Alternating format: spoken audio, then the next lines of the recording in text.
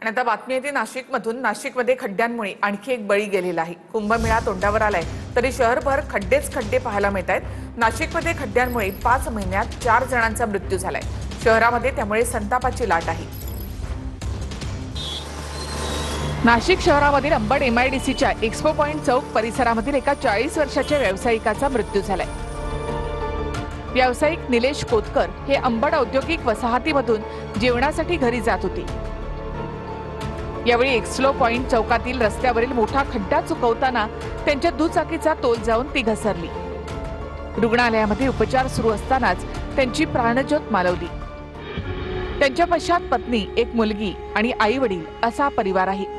या अपघाती निधनाने कामटवाडे परिसरामध्ये शोककळा पसरली आहे। दरम्यान नाशिक शहरामध्ये गेल्या 5 महिन्यात हा चौथा बळी गेलाय।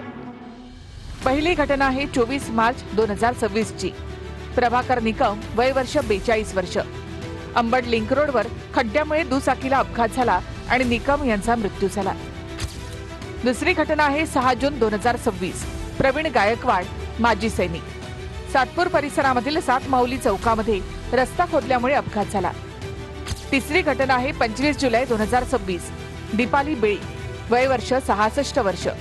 खड्ड्यांमुळे दुचाकीवरून पडल्यामुळे अपघात झाला। 39 दिवस रुग्णालयामध्ये त्यांनी मृत्यूशी झुंज दिल्यानंतर त्यांचा मृत्यू झाला। चौथी घटना आहे 28 जुलै 2026। निलेश कोतकर, वय 40 वर्ष। एक्स्पो पॉइंट चौकामध्ये खड्डा चुकवताना त्यांचा अपघात झाला। उपचाराच्या दरम्यान त्यांचा मृत्यू झाला। माझं फक्त पूर्ण माझं आयुष्य उद्ध्वस्त झालेलं आहे। माझी एवढी एकच मागणी आहे की माझ्या मुलीच्या भविष्याचा त्यांनी विचार करावा आणि माझ्या पण भविष्याचा विचार करावा, कारण की आता ते गेल्यानंतर मलाच काहीतरी घरासाठी करावं लागणार आहे। त्या खड्ड्यामुळे त्यांचा जीव गेला, बाकी काहीच नाही माझं। पुढे याच मुद्द्यावरून महापौर दालनामध्ये ठाकरे आणि शिंदेच्या शिवसेनेचे नगरसेवक आमने सामने आले। त्यामुळे काही काळ वादही झाला। संबंधित जो काही विषय आहे तो मार्केट सत्तेत राहायचं आणि आंदोलन करायचं, म्हणजे एकाने मारल्यासारखे करायचं, एकाने मारल्यासारखे करायचं। हे बघा, तुमचं आंदोलन निषेध करतो। नाशिक शहरामधील खड्ड्यांचा मुद्दा दिवसेंदिवस गंभीर होत चाललाय।